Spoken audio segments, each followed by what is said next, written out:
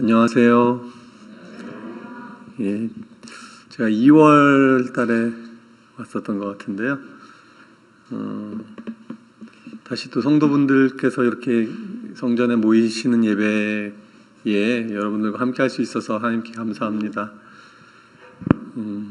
더 많은 분들이 있었으면 더 좋았겠지만 하나님께 감사드리고요. 같이 한번 기도하고 또 하나님 은혜를 나누도록 하겠습니다.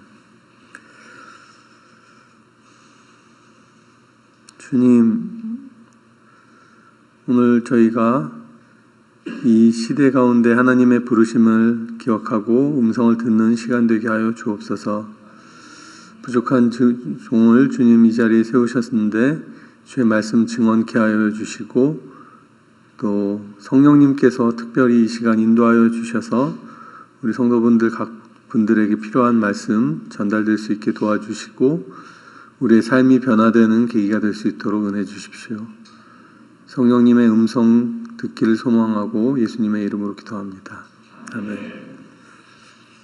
예. 목사님 말씀 주신 것처럼 저는 에티오피아에서 6년 사역을 하고 작년 9월 달에 미국에 왔습니다. 그때도 말씀드렸는가 기억이 잘 안 나는데 제가 1년 안식년을 하고 싶어서 미국에 왔고 그 말은 지금은 저희가 원래는 에티오피아에 가 있어야 되는 시기입니다. 근데 이제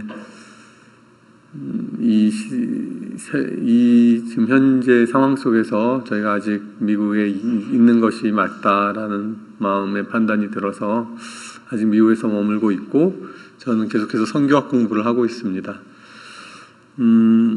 하나님의 뜻을 분간하기가 쉽지 않은 면도 있지만 어쩌면 하나님의 뜻을 더 분간하기 좋은 시절인지도 모르겠습니다. 그 말은 말씀을 통해서 우리에게 주신 하나님의 말씀은 변화가 없는데 우리가 그동안 너무 분주하고 여러 가지 면에서 하나님의 뜻과 달리 분주했던 부분들이 많지 않았나.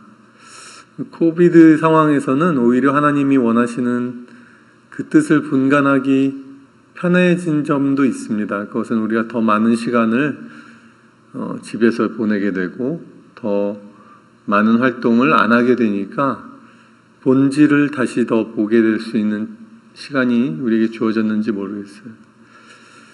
하나님께서 제가 느끼기에는 코비드 상황은 우리에게 있는 거품을 빼고 본질을 더 잡을 수 있는 기회가 아닌가라고 저는 생각합니다. 교회도 그렇고 저 개인적으로도 그렇고 우리에게 없는 것들이 있는 것처럼 보이고 살았던 것들로부터 민낯으로 우리의 그 가면이라고 할까요? 뭐 화장이라고 할까요? 이렇게 우리를 포장하고 있던 것들이 좀 벗겨지는 시기가 아닌가라는 생각을 저는 합니다. 말씀을 나누면서 좀 더 말씀을 드리겠습니다. 그리고 먼저 저는 드는 생각이 이제 아직 많은 분들이 성전에 못 모이시잖아요. 그래서 하나님의 역사하심을 우리가 함께 경험하는 것에 좀 아쉬움이 있겠다라고 생각하실지 모르겠는데 제가 여기서 이제 대면 예배를 다시 시작하시면서 하나님이 저의 마음에 주신 생각은 에스겔 47장의 말씀을 떠올리게 하셨어요. 그것은 성전 문지방에서 그 생명수가 흘러나오는 거죠. 문 밑에서라고 되어 있거든요. 영어선 beneath the gate of the temple. 처음에 그 물은 굉장히 낮습니다. 그래서 별로 주목해서 보지 못할 정도로 물이 낮고 약하지만 그 물이 점점 차오르죠. 그래서 저희 발목에 차고 무릎에 차고 허리에 차고 사람이 자기의 힘으로 건널 수 없는 강으로 점점 차오릅니다. 그래서 그 강이 우리를 압도하고 근데 그 물은 성전에서부터 시작하는 것입니다. 그래서 하나님의 영광이 우리를 압도하게 되는 때를 소망하며 신실하게 예배드리는 저희들이 되면 좋겠다라는 마음을 하나님이 주셨어요. 예배 중에. 그래서 여러분들과 나눕니다. 그래서 적은 무리라 할지라도 염려하거나 움츠러들 필요 없이 하나님의 영광이 우리를 압도하게 되기를 소망하며 계속 여러분과 함께 예배드리기를 소망합니다. 아멘. 예, 말씀을 나누겠습니다. 사람에게 가는 선교라고 제목을 지었고요. 이거를 보셨으면 다 보신 것입니다. 이게 제가 드리고 싶은 말씀의 전부입니다. 선교는 프로그램도 아니고 교회의 어떤 활기를 만들기 위한 혹은 사람들을 동원하기 위한 이벤트나 프로그램이 아니고요. 우리의 신앙의 그 전체이자 전부입니다. 예수님이 우리에게 오셨듯이 예수님이 사마리아 우물가에 있는 여인에게 찾아가셨듯이 우리가 하나님이 찾으시는 한 사람을 위해 가는 것이 선교이죠. 그것은 에티오피아일 수도 있고 여기서 여러분들이 살고 있는 삶의 현장에 여러분 집에 옆집에 사시는 분일 수도 있습니다. 그것은 특히나 요즘 선교학에서 많이 얘기하는 부분이 From everywhere to everywhere. 그러니까 모든 곳에서부터 모든 곳으로 가는 것이 선교가 되었다. 이제. 그래서 어쩌면 오지로 간다 이런 것들 개념이 많이 약해졌을지도 모르겠습니다. 왜냐하면 LA에서 사시니까 너무 잘 경험하시겠지만 모든 열방의 모든 족속의 사람들이 거의 다 이곳에 와 있잖아요. 이보다 더 선교하기 좋은 곳이 없을 수도 있다. 여러분들이 그러니까 선교에 바로 최전선에 서 있는 거나 다름없다. 다름없는 게 아니라 거의 그게 사실인 거죠. 에티오피아 사람들도 미국에 얼마나 많이 계신지 몰라요. 제가 지난주에도 어떤 분들이 식당에서 나오는데 에티오피아 말 하면서 나가시는 거잖아요. 그래서 얼굴을 보니까 에티오피아 사람 같이 생겼고, 에티오피아 분들도 미국에 엄청 많이 계시고 그분들을 섬기기 위해서도 이곳이 더 나을 수도 있고, 그러니까 선교지가 개념이 완전히 바뀌어서 모든 것이 선교지가 되고 있는 거죠. 네, 다음 주십시오. 제가 넘길까요? 일단 저희 가족은 2013년 7월에 아디스아바바, 미국이 아니죠. 에티오피아 아디스아바바라는 곳으로 이주했습니다. 그래서 들어보신 분도 있겠지만 저희가 농담할 때 아디스 와바바, 좀 약하게 웃으셨어요. 아디스로 오시길 바라는 마음에서 그렇게 나눌 때가 있어요. 근데 이 말을 듣고 아디스로 진짜 오신 분도 계십니다. 이주해서 기도하고 오셨다는 분이 계세요. 그래서 하나님이 제가 대학교 때 저에게 비전을 주시고 하나님 선교에 대한 꿈을 나눠주시고 저에게 음성으로 말씀 주셨던 게 뭐냐면, 너가 내가 원하는 곳에 갈 수 있겠느냐 라는 질문을 대학교 2학년 때 주셨어요. 아주 생생한 음성을 제가 몇 번 들은 적이 있는데 그 중에 하나였죠. 그때 이제 제가 드린 답이 주님이 함께 하시면 어디든 갈 수 있을 것 같습니다. 노아 선교사라고 써 있는데요. 저는 교회에서 파송 받을 때 성경의 이름으로 원래 이렇게 선교사님들이 계명을 많이 하잖아요. 그래서 저에게도 성경명으로 선교 파송명을 하나 지어라 했는데, 그때 제가 주일학교 교사로 섬기고 있었어요. 그래서 7월이니까 저희가 여름 성경학교를 준비하고 있었죠. 여름 성경 캠프. 그 해의 주제가 노아의 어드벤처였습니다. 그래서 별로 저는 많이 고민하지 않고 그냥 노아 하지 그래서 노아가 됐어요. 저희 아내는 세아라고 지었거든요. 오늘은 저희 아내도 같이 왔습니다. 근데 저희 아내가 왜 세아가 됐냐면, 일단 노아의 아내의 이름이 성경에 기록되어 있지 않아요. 그런데 저희 가족이 다 왔는데 저희 아들 셋이거든요, 저희가. 그래서 새아들의 아줌마가 됐죠. 아멘 하셨습니다. 세상을 품은 아줌마가 됐습니다. 그래서 노아 세아가 됐고요. 그리고 나서 보니까 저희들의 인생이 방주에 실린 노아 가족처럼 이렇게 노아가 탄 방주는 배가 아니었습니다. 그 배와 방주의 차이는 뭐죠? 배는 내가 키를 잡고 항해를 할 수 있잖아요. 근데 방주는 배 비슷하게 생기긴 했지만 그저 떠내려 다니는 수단이죠.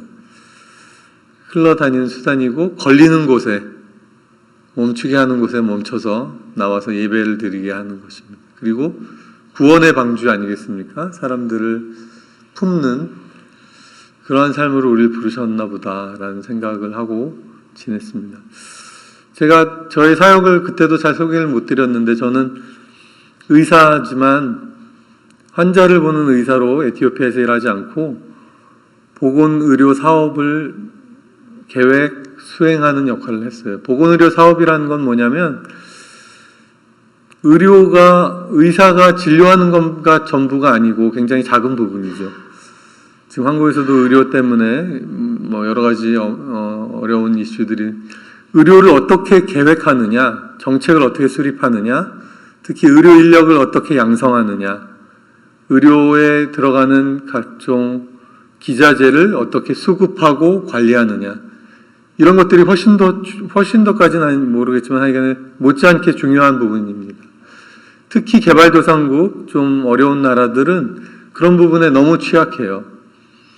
제가 에티오피아에서 의료기기 관리하는 사업도 했거든요. 의료기기를 병원에 잘 수급하고 그거를 유지, 보수, 관리하는 것.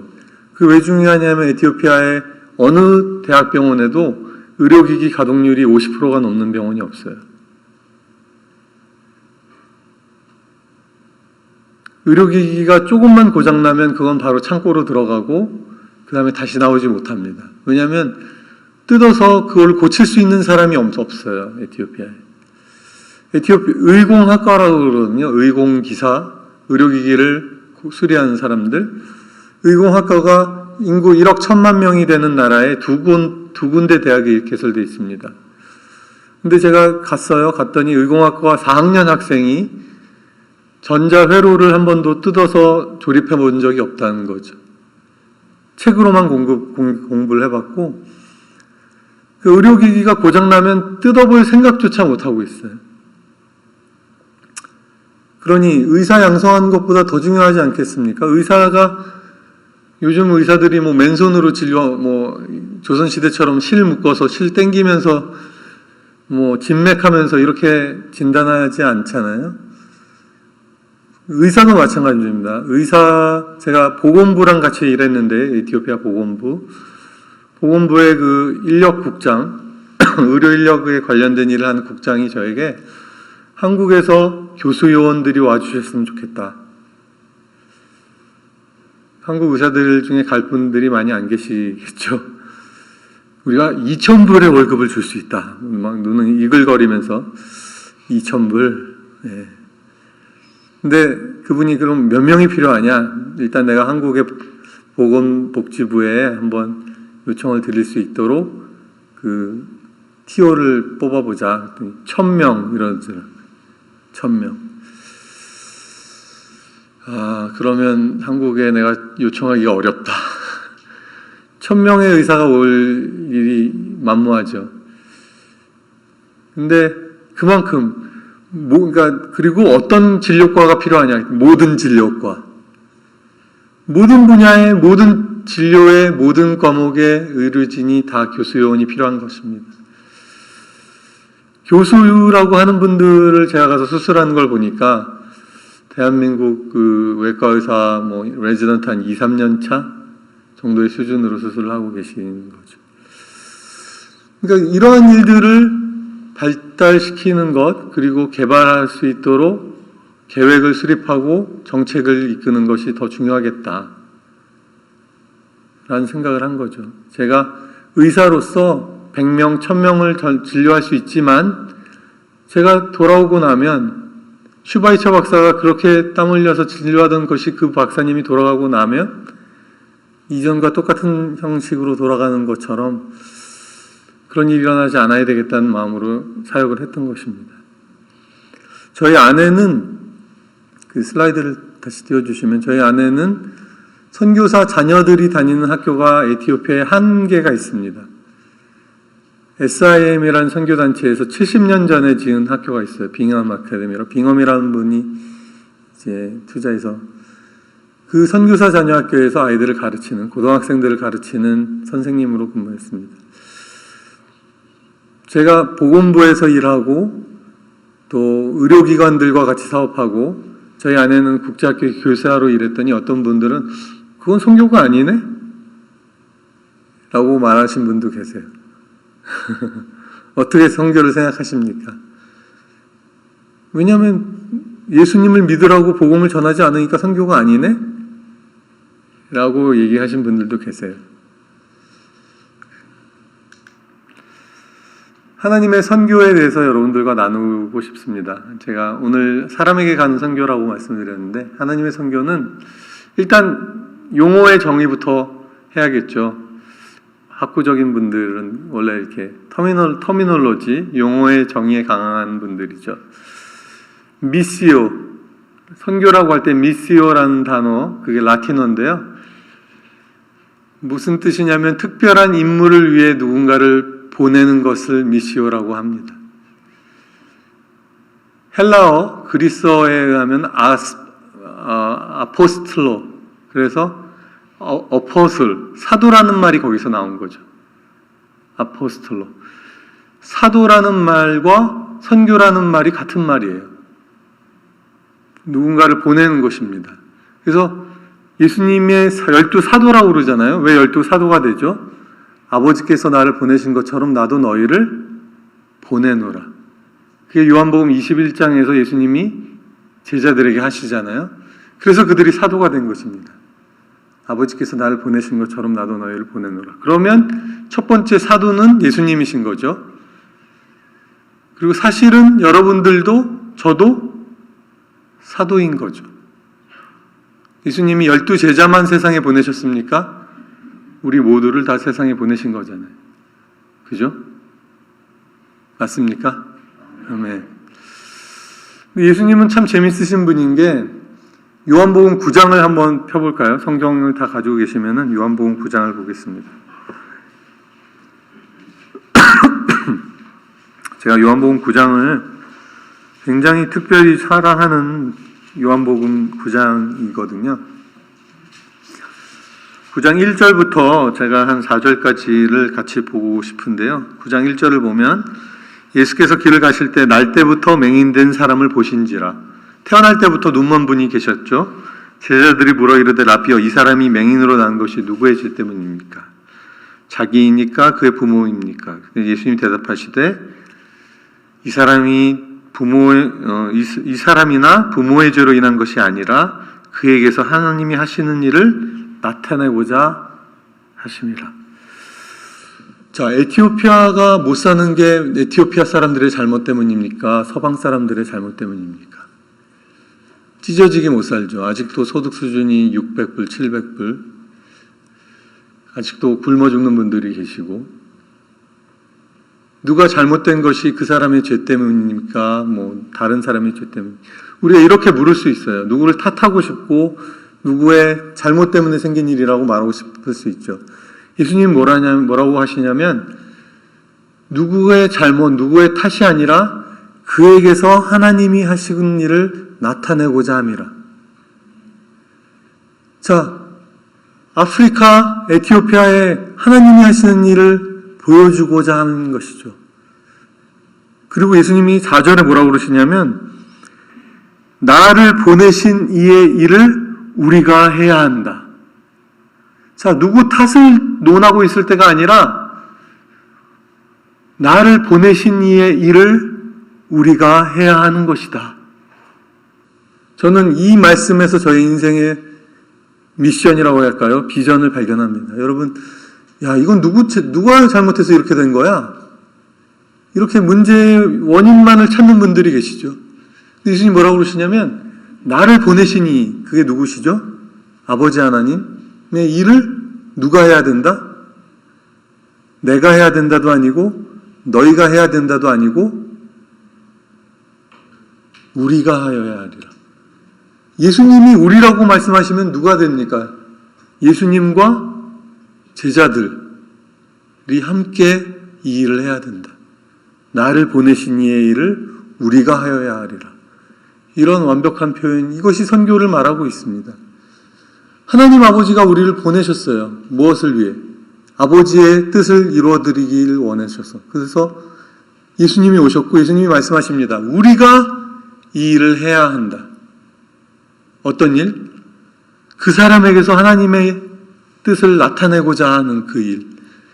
자, 에티오피아 사람들을 위한 하나님의 열망과 뜻이 있으시죠. 그들이 살길 원하시고 그들도 하나님의 영광을 보길 원하시고 하나님의 그 풍성한 삶을 누리길 원하시는 것이 아버지의 뜻 아니시겠습니까? 그것이 그렇게 되지 못하고 있는 게 누구의 잘못이고 누구의 탓이다라는 걸 말하지 말고 그에게서 하나님이 하시는 일을 나타내고자 하는 것이고 그 일을 우리가 해야 한다 라고 예수님이 말씀하신 거죠. 근데 뭐라고 더 덧붙여 말씀하시냐면 아직 낮이다. 우리의 일을 해야 한다. 밤이 올 것인데 그때는 아무도 일할 수 없다. 이게 한시적으로 가능한 일이다 라는 얘기를 하고 계시죠. 지금은 낮인 거죠. 여러분이 언제까지나 이것이 오픈되어 있을 거라고 생각할 수 없다는 걸 요즘 너무나 더 잘 알지 않습니까? 우리가 예배 드릴 수 있었던 게 너무 당연스러웠는데 어느 순간에 예배가 안 되는 거예요. 우리가 하나님을 찾는 게 너무나 쉬울 것 같은데 어느 순간에는 하나님을 찾을 수 없는 때가 오는 것입니다. 나의 인생에서도 온 세상에서도. 아직 때는 낮이다. 우리가 이 낮 동안 나를 보내신 이의 일을 행해야 한다. 그것이 선교입니다. 아멘. 하나님의 선교입니다. 하나님이 우리를 보내셨고 우리는 그분의 일을 예수님과 함께 행하는 것입니다. 선교는 제가 또 말씀드리고 싶은 것은 삶이다. 다시 말씀드리지만 어떤 행사나 이벤트가 아니고 삶인데 보내신 곳에서 나에게 주어진 일을 하는 것이 선교이다. 제가 아까 말씀드렸습니다. 교사로 일하고 보건 정책을 자문하고 이런 역할을 했더니 그건 선교가 아니네? 아닙니다. 하나님의 선교입니다. 하나님의 선교는 하나님이 나를 보내셔서 나를 통해서 하실 수 있는 역할을 하는 것이 선교인 거죠. 좀 심한 것이 아니지만 심하게 말씀드리면 복음에 대해서 한마디 말을 하지 않아도 선교일 수 있습니다. 예수 그리스도를 내 입 밖에 내지 않고 살아도 선교일 수 있어요. 지금 북한에 들어가 계신 선교사님들이 계신데 그분들 복음을 말할 수 없이 계신 분들 많습니다. 평양 과기대 이런 데 가 계시고 그런 분들이 복음에 대해서 한마디 말도 하지 않아요. 그러면 그분들이 선교가 아닙니까? 선교이죠. 하나님의 뜻을 행하는 것입니다. 그리고 하나님이 나타내시고자 하는 일을 이루는 것에 동참하는 것이 선교입니다. 스데반 집사님과 빌립 집사님 여러분들이 기억하실 것입니다. 사도행전 6장에 나오죠. 구제의 일에 문제가 생겼어요. 불평이 나오고 이러니까 사도들이 구제의 일을 위해서 7 집사를 세우자. 사실 구제의 일이라 구제, 봉사 이런 일을 위해서 집사님들을 세운 거잖아요. 근데 사도행전 여기 보시면은 은혜와 권능이 충만해서 누가 스데반 집사님이 은혜와 권능이 충만해서 기사와 표적을 행했습니다. 그리고 빌립 집사님은 사마리아의 성에 내려가서 복음을 전하는 사람이 됐어요. 이분들에게 사실 이런 일들을 맡기고자 이분들을 세웠던 것이 아니었는데 자신의 역할을 감당하다 보니까 그리고 성령님의 인도하심을 순종하고 따라다 보니까 막 기사와 표적도 일으키고 말씀도 전하고 이런 분들이 됐습니다. 그리고 최초의 순교자가 당연히 여러분 기억하시지만 스데반 집사님인 거죠. 교회의 첫 번째 순교자. 하나님이 우리를 보내신 자리에서 하나님의 성령님에 붙들리게 되면 다른 일을 하게 되는 것입니다. 제가 이렇게 주일날 설교하는 게 전혀 상상이 안 가던 사람이었거든요. 저는 한국에서 제가 신학교를 나오지 않은 사람이 설교할 일이 별로 없잖아요. 별로가 아니라 아예 없죠. 근데 에티오피아에 갔는데 저희가 주일날 한인교회에, 저희는 한인교회를 섬기고자 하는 마음이 전혀 없었는데 한인교회 인사드리러 갔어요. 그래도 한국 사람으로서 에티오피아에 왔으니까 인사드리러 간 첫 주에 갔더니 그날 광고 시간에 목사님께서 제가 2주 후에 사임하게 됐음을 여러분들께 말씀드립니다. 한인교회 목사님이 옆에 성도님들이 웅성웅성 하시는, 나중에 후임 목사님이 계시나요? 목사님이 안 계셔서요. 아마 선교사님들끼리 이렇게 순번을 정하셔서 돌아가시면서 설교를 하실 것 같습니다. 그리고 나서 몇 주 후에 저희 집에 며칠인가요? 얼마 후에 청년부 리더가 찾아왔어요. 교회 청년부 리더가 찾아왔는데 저희 보고 선교사님 저희와 성경 공부를 해주실 수 있나요? 저희가 2년 넘게 한 번도 성경 공부를 해본 적이 없습니다. 그런 거예요. 교회에서도 한 번도 성경 공부를. 그래서 긴 얘기를 짧게 하면 저희가 청년부들하고 성경 공부를 시작하게 됐어요. 사실은 밥을 먼저 먹이기 시작했고 예수님의 모델을 따라서, 그리고 말씀을 나누기 시작하고 3년 동안 저희가 한인교회 청년들과 일주일에 2번씩 모임을 했습니다. 수요일 날은 성경 공부 모임, 금요일은 기도 모임. 그랬더니 그 한인교회에 계시는 선교사님들 몇 분이 전화가 왔어요. 저희 집에 전화 오시더니 청년부 부장을 맡아달라고 하시더라고요. 아니 저희는 이미 청년들하고 모임을 하고 있는데 부장이라는 게 의미가 있나. 근데 또 맡아달라고 하시니까 맡았어요. 그랬더니 또 얼마 후에 전화가 오더니 한 달에 한 번 정도는 설교를 해주실 수 있나요? 이렇게 얘기가 들어왔어요. 그래서 제가 한국에서는 성경 공부 모임을 인도하는 경험은 많지만 주일 설교는 해본 적이 없는데 그래도 말씀을 가르치시고 하시니까 설교를 해달라고. 그래서 시작하는 게 주일날 설교를 제가 할 수 있는 기회를 하나님이 주셨습니다. 처음에는 설교가 너무 지금도 잘 못하지만 너무 어려웠어요. 해본 적이 없으니까. 근데 하나님이 신기하게도 저는 의료 사역을 하려고 나갔는데 청년들하고 매주 성경 공부하고 막 기도 모임도 하고 에티오피아 형제하고도 1대1 하고 그리고 주일날 강단에 서서 설교도 하고 이런 자리에 서게 됐었어요. 근데 저는 스테반 집사님을 보니까 하나님의 사람이면 구제봉사를 위해 세워지던 뭘 세워지던 하나님이 원하시는 일을 그에게 맡기시는구나. 그리고 맡기신 일을 감당하는 것이 선교구나 라고 생각하게 된 거죠. 아멘? 예. 저희 보고 뭐라고 그러냐면 한국에서 많이 쓰는 표현이 전문인 선교사, 평신도 전문인 선교사 이렇게 얘기하잖아요. 근데 전문직 선교사가 아니에요. 지금 무슨 말이냐면요. 바울이 텐트 메이커가 되지 않았습니까? 자기 비용을 충당하기 위해. 바울이 되었던 텐트 메이커는 전문직입니까? 아니겠죠. 그 당시에 생각하면 전문직 사람들이 텐트 메이커를 하지 않았을 겁니다. 근데 그는 선교일을 감당하기 위해 직업을 택한 거죠. 즉 전문인 선교사는 전문직과 달라서 그냥 어떤 직종을 잘 할 수 있는 사람이 되면 되는 것입니다. 선교를 위해서. 직종이나 특히 어느 것도 도움이 안 되는 것이 없다라고 제가 써놨는데요. 진짜 아까 의사 1000명이 필요하다고 얘기했지만 의사 교수직이 그러면 다른 직종은 사람이 안 필요할까요? 자동차도 제대로 수리가 될까요? 집에 하수도는 제대로 수리가 될까요? 집에 전기는 제대로 수리가 될까요? 아니 다 수리만 얘기하고 있네. 선생님은 제대로 있을까요? 진짜 저희가 느낀 거는 모든 직종의 분들이 필요하구나. 이 나라가 개발되기 위해서는 모든 직종의 분들이 필요하구나. 그러나 전문직이라는 말을 전 이렇게 이해합니다. 어떤 분야를 택하는지 상관은 없지만 그 분야의 전문가가 되어서 그 나라에 도움을 줄 수 있는 사람이 되는 게 필요하겠구나. 저는 바울이 텐트를 만들었는데 이렇게 말했을 것 같지 않다는 거죠. 이게 내가 텐트를 만들었는데 선교하기 위해 만든 거니까 좀 후지더라도 사주세요. 제가 잘 못 만들고 대충 만들었으니까 사주세요.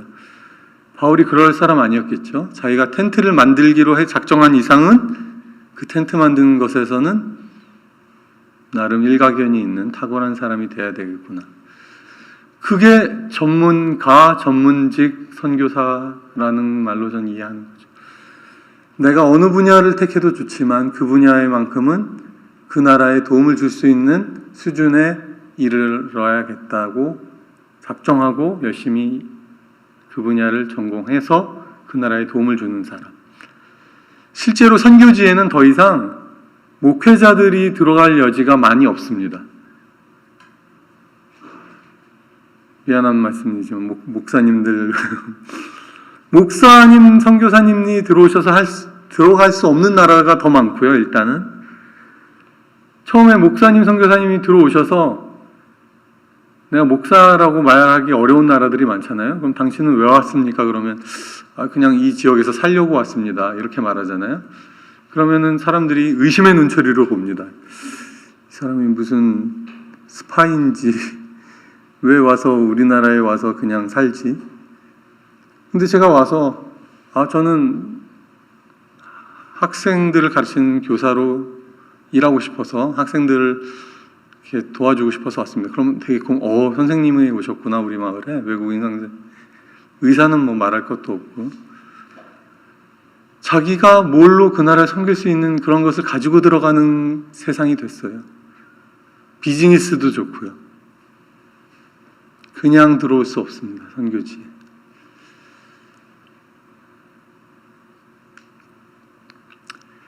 선교에 대해서 또 하나의 이슈는 뭐냐면요. 제가 아까 말씀드린 거죠. 반드시 복음을 말로 선포해야 하나? 삶이 더 중요한 거 아닌가? 우리가 다 죽어가는 사람들에게 예수의 이름이 능력이고 생명이라고 말할 수 있는가? 빵을 줘서 일단 살려주고 나서 그 사람의 복음을 전해야 되는 거 아닌가? 이런 얘기들. NGO는 그게 선교의 툴로 사용될 수 있나? 뭐 이런 얘기들. 성경은 뭐라고 말하냐면 우리의 삶 전체가 분리되어질 수 없잖아요. 영적인 것이 따로 있고 육적인 것이 따로 있고 이런 거 아니잖아요. 우리는 그냥 하나잖아요. 마찬가지입니다. 선교도. 빵도 주고 복음도 주고 영적인 것도 주는 거죠. 어느 것이 먼저다 나중이다? 없습니다. 필요에 따라 상황에 따라 다 주는 거죠. 삶이니까. 선교는 삶이기에 말씀도 주고 섬김도 주고 성령님의 능력의 나타남도 나누고 다 하는 것입니다. 기억하기 쉽게 어떤 분이 이렇게 만들었어요. word, 말씀, 복음 전파죠. works, 일하는 거죠. 가서 섬겨주고 봉사하고 구제하고 wonders 하면 뭐죠? 초자연적인 놀라운 거잖아요. 초자연적인 하나님의 능력의 나타나심. 3W로 이해할 수 있겠죠. Words, Works and Wonders. 3W가 다 드러나고 다 전달되는 것이 선교다. 그래서 홀리스틱 미션이라는 언어가 있었습니다. 그런 표현들이. 아이고. 두 개가 넘어갔는데.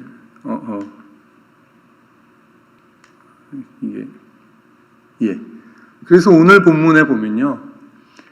이게 3W가 다 여기 있거든요. 이는 우리 복음이 너희에게 말로만 이른 것이 아니라 또한 능력과 성령과 큰 확신으로 된 것입니다. 우리가 너희 가운데서 너희를 위하여 어떠한 사람이 된 것은 그 표준 세번역에는 어떻게 되어 있냐면 너희를 위해서 어떻게 처신한 것들은 너희가 아는 바와 같다. 우리의 행실, 우리의 행했던 바들, 우리가 어떠한 사람으로 너희들 속에서 살았던가, 그리고 또 뭐죠? 말로 복음을 선포하는 것, 그리고 하나님의 능력과 성령의 큰 확신으로 되는 것이 선교다. 그죠? 홀리스틱 미션입니다. 근데 홀리스틱 미션으로 충분하지 않다. 두 장이 넘어갔어. 우리의 선교를 위한 모델, 당연히 예수님이잖아요. 그럼 예수님의 삶을 볼 때 어떻느냐? 이 words, works and wonders를 내 삶이 담기지 않고도 행할 수 있잖아요. 무슨 말이냐면 이벤트로 행할 수 있고 행사로 행할 수 있고 사역으로만 행할 수 있죠. 나의 인격이 담기지 않고. 근데 어떻게 나오는 것이 진짜입니까? 나의 인격으로부터, 나의 전 존재로부터 이 세 가지가 자연스럽게 흘러나오는 것이 선교 아니겠습니까? 내가 선교사니까 내가 혼자서 쉴 때는 뭐 내 마음대로 살더라도 선교사니까 일할 때는 내가 말씀도 전하고 봉사도 해주고 또 하나님의 성령의 능력도 나타나고 그게 선교가 아니라는 거죠. 내가 누가 봐도 보지 않아도 그건 뭐 신앙생활이랑 똑같습니다. 나의 삶 전체로부터 나의 모든 만남, 내 이웃과의 만남, 내 친구와의 만남, 사소한 대화 거기서부터 흘러나오는 것이 선교다. 내가 길거리에 마주치는 사람에게 행동하는 작은 행동도 선교고 식당에서 웨이트레스에게 내가 대하는 것도 선교고 내가 사역하는 교회 성도들에게만 내가 나이스하게 대하고 그런 것이 아니라 내가 정말 나를 막 무시하려고 하는 외국인이라고 그래서 날 놀리려고 하는 현지인들에게도 내가 어떻게 대하는가 그것이 선교인 거죠. 예수님이 이 땅 위에서 그렇게 사셨던 것처럼 사도행전 6장 15절에 보면 스데반 집사님이 법정에 서게 되잖아요. 사람들에게 잡혀서. 그랬더니 사람들이 그의 얼굴을 주목하여 봤더니 그의 얼굴이 천사의 얼굴과 같았더라. 스데반 집사님의 얼굴이. 지난번에도 말씀드렸나 모르지만 스데반 집사님이 얼굴을 그 당시에 표정 관리를 했겠어요? 내가 사람들이 나를 볼 테니까 법정에 서더라도 내가 천사의 표정으로 서야지. 아닌 거죠. 그분은 이미 성령으로 사셨던 분이기 때문에 그의 얼굴로부터 하나님의 그 가치들이 드러난 거 아니겠습니까? 제가 오늘 이 자리에 섰을 때 저의 얼굴을 여러분이 보셨을 때 어떻게 보셨을까 갑자기 두려움. 선교란 하나님이 교회에게 세상에서 하라고 보내신 모든 것. 그 모든 것에는 복음을 전해서 그 사람이 예수를 영접하게 되는 것뿐만 아니라 그들이 인간답게 살게 해주는 것들. 그죠? 그리고 하나님으로부터 멀어져서 하나님의 가치로부터 멀어진 것들을 하나님께로 가져오는 것. 그것은 뭐 환경보호도 들어갈 수 있고. 왜냐하면 파괴된 하나님이 만드신 자연들을 하나님의 원래의 목적에 맞게 회복시키는 것입니다. 그래서 요즘 인테그럴 미션이라는 말을 씁니다. 우리말로 번역하려니까 이게 너무 어려우니까 통전적 선교라고 번역이 되어 있습니다. 근데 그건 뭐 그런 용어는 기억 안 하셔도 되고요. 아까 말씀드렸던 그 총체적인 3W 말로 행함으로 또 성령님의 능력에 나타나는 선교를 나의 진심으로부터 나의 전존재로부터 그렇죠? 나의 인격으로부터 그런 일들이 자연스럽게 흘러나오는 것. 그러니까 누가 볼 때의 나와 보지 않을 때의 나가 분리되지 않는 그런 온전한 나 자신으로부터 흘러나오는 총체적 선교가 통전적 선교인 거죠. 제가 학교에서 공부 열심히 했습니다. 신학교에서. 어쨌든 근데 용어들이 이렇게 정의되어 있구나 보면서 느끼는 게 너무 당연한 거예요. 사실은 선교라는 게. 그리고 그게 선교지에서만 그런 것입니까? 오늘 이 땅을 살아가는 모든 그리스도인들이 그렇게 사는 것이죠. 제가 지난번 왔을 때 여러분들에게 나누었던 말씀 기억하십니까? 예수님처럼 살기라는 말씀으로 나눴잖아요.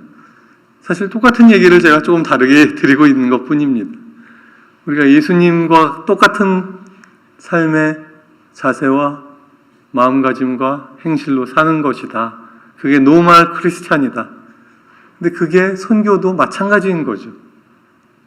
아멘. 네.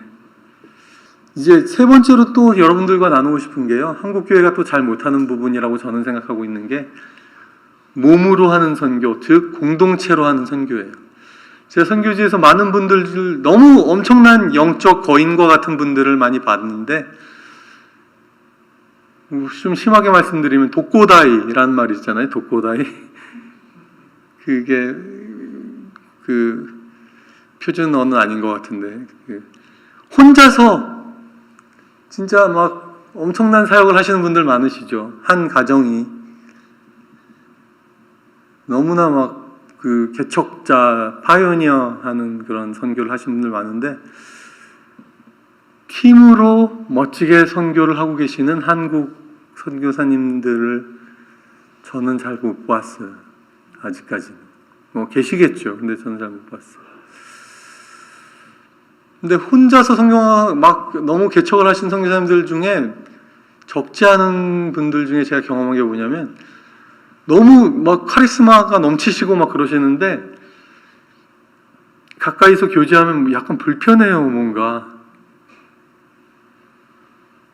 무슨 말인지 이해하실까 모르겠습니다. 이분들은 너무 놀라우신데 편하지가 않아요. 왠지 모르겠지만 전 예수님이 옆에 예수님 그 엄청난 막 기사와 표적도 행하시고 이러신 예수님의 옆에 우리가 예수님 옆에 있을 때 불편했을까?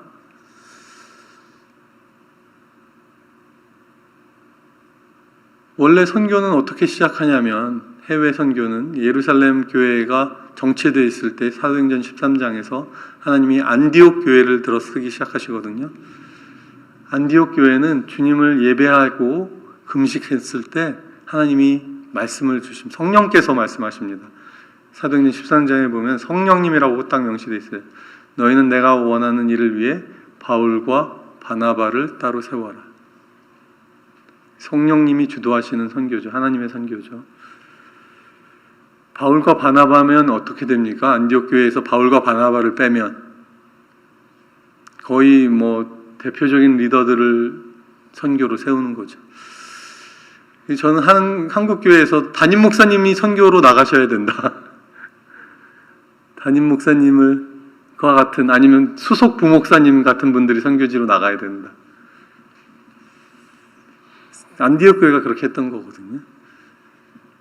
꼭 그렇지 않다 하더라도 그건 뭐 아니더라도 하나님의 선교, 하나님이 사람을 세우시고 바울은 항상 팀으로 활동했습니다. 선교 사역을. 하나님이 주도하시는 그 선교 사역을 팀으로. 제가 아까 말씀드렸지만 좀 글자가 작은데 어떻게 한 사람이 말씀도 잘 전하고 구제와 봉사의 일도 잘하고 막 성령의 막 기적의 역사가 나타나는 일도 다 혼자서 잘하나 그런 분들도 계신 것 같아요. 그러니까 그렇게 혼자서 개척을 엄청나게. 근데 하나님의 뜻은 사실은 제가 보기에는 저는 의료 선교사잖아요. 제가 가서 말씀도 전할 수 있죠. 말씀도 전하고 또 교회 개척도 하고 교회 개척 사역에도 같이 할 수 있고 하는데 저는 팀에 소속돼서 의료적인 면을 잘하는 선교사로 일할 수 있으면 더 행복할 것 같아요. 이게 무슨 말이냐면 저 혼자 여러 역할을 다 하는 것이 자랑스럽고 멋지다기보다는 좀 비정상적인 거 아닌가라는 거죠. 왜냐하면 하나님은 우리를 몸이라고 표현하셨잖아요. 바디. 근데 몸이 팔이 말도 하고 팔이 밥도 먹고 팔이 달려도 가고 이렇게 하지 않잖아요. 그죠? 근데 왜 교회에서는 목사님이 설교도 하고 양육도 하고 모든 걸 다 하냔 말이죠. 제가 어느 모임에 참석했더니 목사님이 바리스타가 되셔서 카페도 차리시고 교회 앞에 너무 열정이 많으신 거죠. 그리고 바리스타가 되셔서 어느 바리스타보다도 커피를 잘 이렇게 하신다고 자랑스럽게 얘기하시는 너무 멋지신데 그럼 성도들은 교회에 다른 역할들을 할 수 있는 많은 성도들이 있잖아요. 교회에 멋진 바리스타가 들어오시면 되잖아요. 그리고 또 느끼는 저의 동료분이 하신 얘기가 그 바리스타분이 설교를 잘하실 수 있으면 어떨까? 어떤 바리스타 평신도. 저는 뭐 이런 생각을 하는 거죠. 그러니까 교회 공동체에 여러 역할을 감당할 수 있는 분들이 함께 몸으로 나가서 사역하면 훨씬 더 아름답고 멋지지 않겠나. 그게 하나님의 꿈이 아니겠는가. 혼자서 다 잘할 수 없고 그럴 필요도 없다는 것을 인정하자. 선교사가 슈퍼맨이 될 필요는 없는 거죠. 저는 제가 원하고 하고 잘하는 것을 가서 잘하면 되는 거 아닌가. 그리고 우리 팀원들을 믿는 거죠.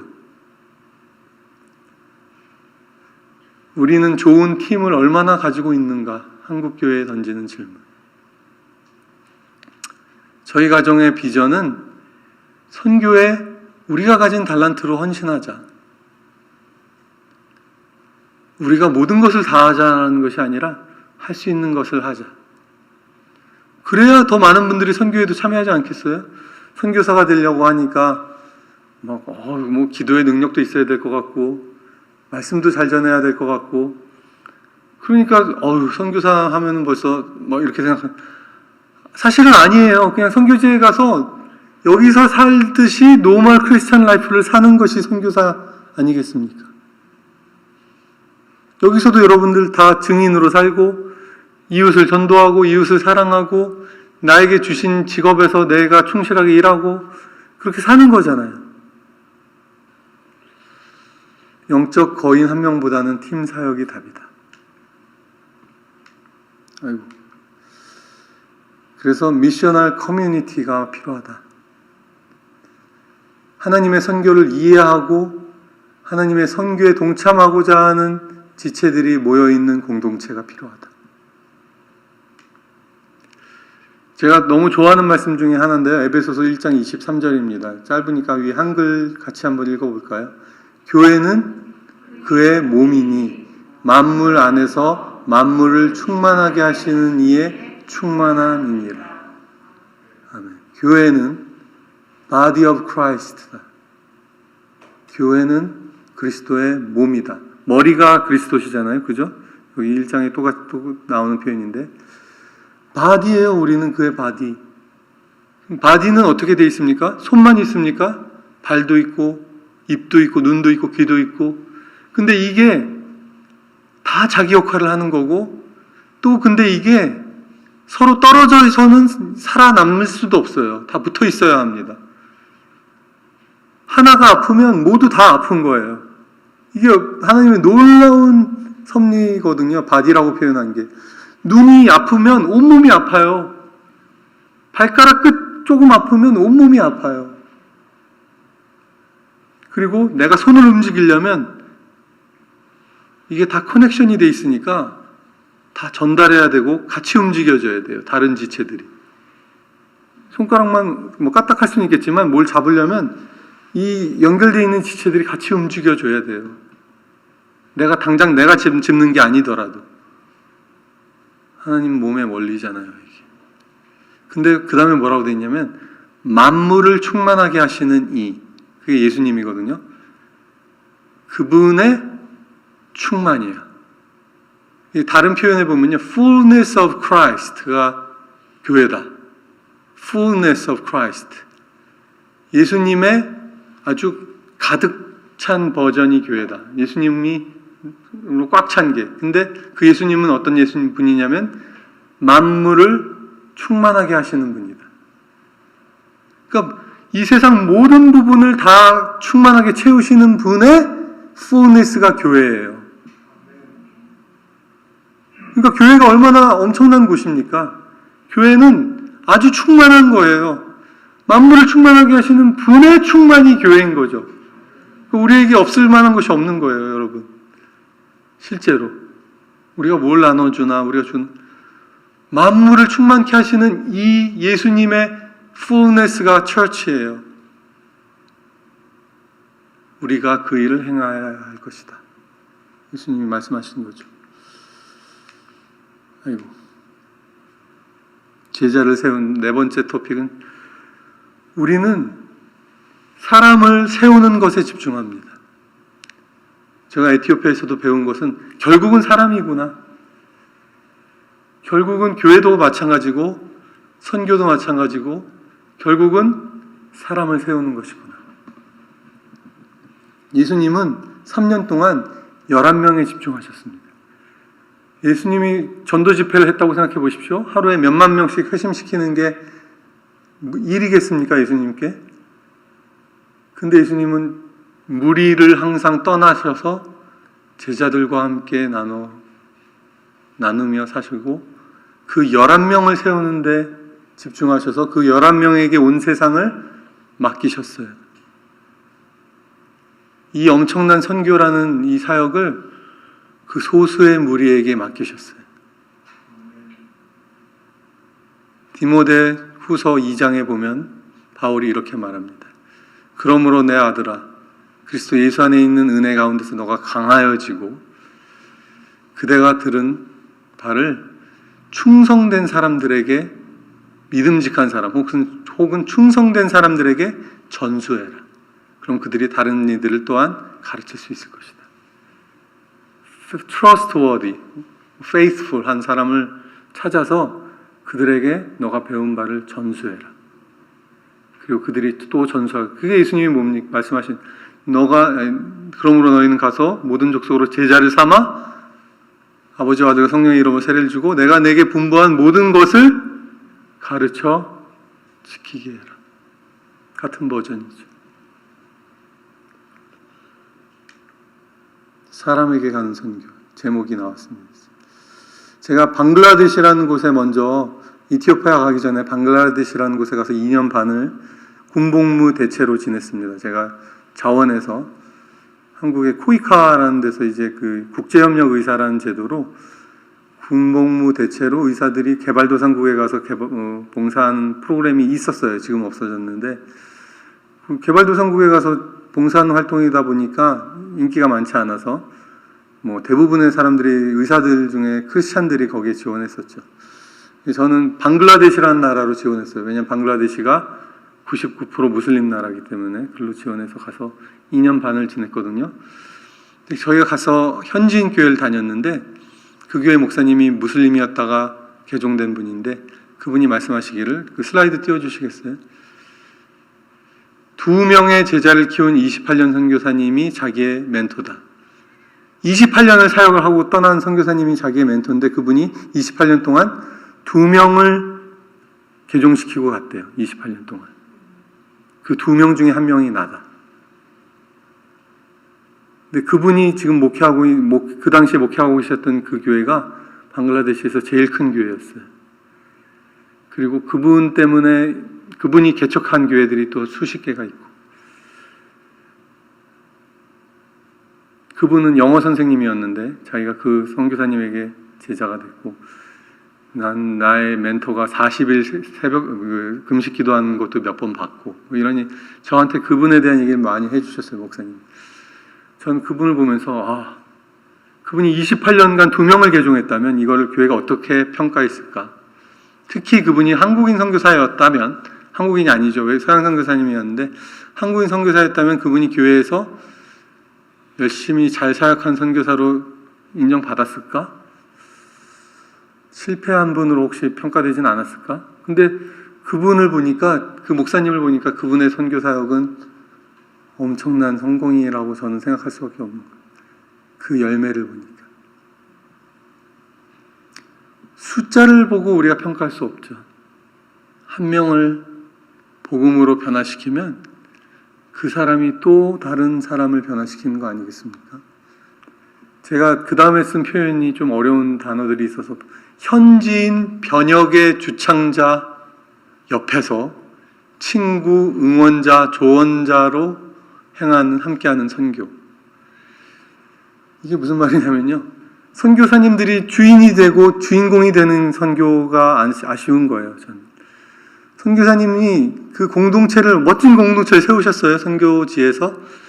근데 조금 죄송하지만 거의 강한 그 리더로 군림하셔서 선교사님이 모든 걸 결정하시고 모든 걸 다 이렇게 주도하는, 그래서 선교지를 떠날 수 없다라고 자기는 생각하고 계시고, 내가 떠나면 교회가 무너져 뭐 이렇게 생각하는 것처럼.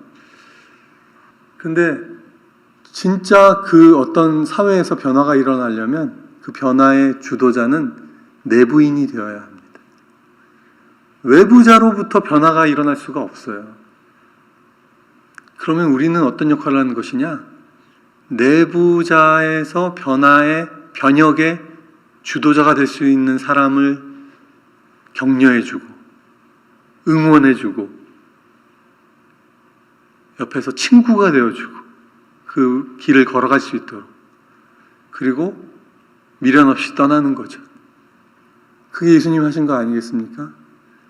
그렇게 불완전하고 믿음직스러워 보이지 않는 제자들을 믿어주시고 온 세상을 다 맡기고 떠나시는 예수님, 친구가 되어주시고 제자들에게 예수님, 내가 너의 친구다. 근데 13절에 보면 뭐라고 그러죠? 친구를 위하여 죽는 것보다 더 큰 사랑이 없다. 요한복음 15장 13절에. 그리고 내가 너희를 더 이상 종이라고 하지 않고 친구라고 한다. 왜냐하면 내가 아버지께서 들은 모든 것을 너희에게 말하여 주었다. 가린 것이 없고 숨긴 것이 없다. 투명하게 내가 다 전하여 주었다. 마지막 슬라이드입니다. 저에게는 늘 이 말씀이 또 있습니다. 고린도전서 1장 27절 29절을 저와 함께 읽고 잠깐 나누고 기도하겠습니다. 함께 읽을까요? 시작.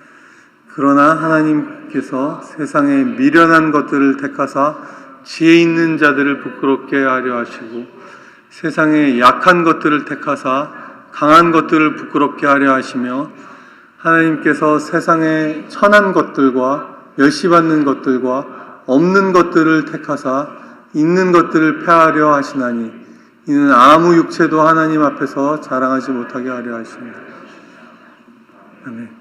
선교도 힘으로 하려고 하고 선교도 주도권을 잡으려고 하는 교회와 단체들이 많습니다. 하나님은 교회가 더 힘이 빠지기를 원하시고 우리가 더 없는 자들이 되기를 원하세요. 저에게도 그렇게 하나님이 역사하셨고, 왜냐하면 하나님의 능력이 나타나려면 우리가 약한 그릇이 되어야 하기 때문에 그렇습니다. 여러분이 연약한 자면 선교하기에 아주 적합한 분이십니다. 여기 5가지 것들이라고 얘기한, 천한 것들, 미련한 것들, 제가 어디서도 말씀드렸지만 가장 앞권은 없는 것들 택하사 다른 부하고 강한 분들을 부끄럽게 한다. 기독교의 역사를 보아도 교회가 가장 영광스러웠을 때는 로마에게 박해받고 막 잡아 죽임당하고 교회가 가장 강력하고 영화로웠는데, 교회가 로마에 공인받고 황제에 의해서 공인되어지고 제국의 종교가 된 이후에 교회는 나락의 길을 걷게 됐습니다. 한국의 교회들이 더 부흥하고 새로워질 수 있는 길은 힘을 잃는 것이 하나님의 능력을 회복하는 길입니다. 여러분, 우리가 하나님 앞에 구해야 할 것은, 내게 다른 것은 제하더라도 그리스도의 이름이 남기를 원합니다. 우리 아까 찬양한 것처럼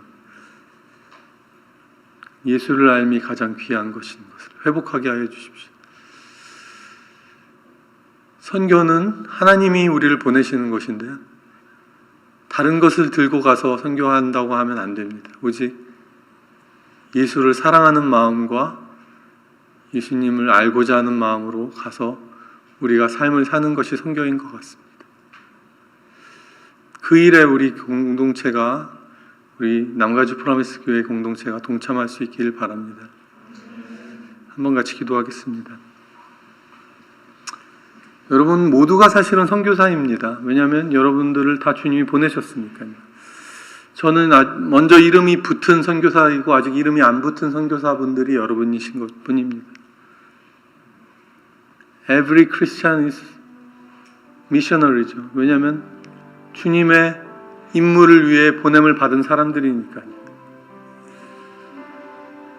이 시간, 그리고 제가 지난번에 왔을 때 말씀드렸지 않습니까? 예수님처럼 사는 것이 노멀 크리스찬이다. 이 시간 다시 한번 주님께 마음을 드리고 간절히 기도합시다. 하나님, 우리는 할 수 없습니다. 이거 또 들어보니 또 오늘도 저는 할 수 없는 것을 봅니다. 그러나 하나님은 하실 수 있습니다. 주님이 그저 말씀만 하시면 내 집에 종이 나을 것입니다 라고 말했던 이방 사람의 믿음에 주님이 놀라셨는데, 그 이방 사람이 뭐라고 그랬냐면 그저 말씀만 하시면 주님의 뜻이 나에게 이루어질 것입니다. 그저 말씀만 하시면, 주님의 말씀 한마디면, 왜냐하면 세상을 창조하셨던 그 말씀이시니까. 우리에게 이 믿음이 없습니다. 주님, 하나님을 큰 분이라고 고백하면서도 주님이 말씀하시면 모든 게 가능하다라는 믿음이 없습니다. 주님, 나를 불쌍히 여겨주시고, 주님, 코비드 사태가 우리를 붙들고 있습니까? 아닙니다. 주님, 우리의 믿음 없음이 우리를 붙들고 있는 거 아닙니까? 주님, 우리는 살고 싶어서 생존을 걱정하며 이야기하지만 사실 생명의 능력을 가지고 계신 분을 왜 우리가 붙들지 않습니까? 주님, 우리를 불쌍히 여겨주시고 다시 한번 선교의 하나님의 말씀을 붙들고 나아가게 하여 주시고, 아니 보내신 것에 순종할 수 있게 하여 주시옵소서. 같이 한번 기도하겠습니다.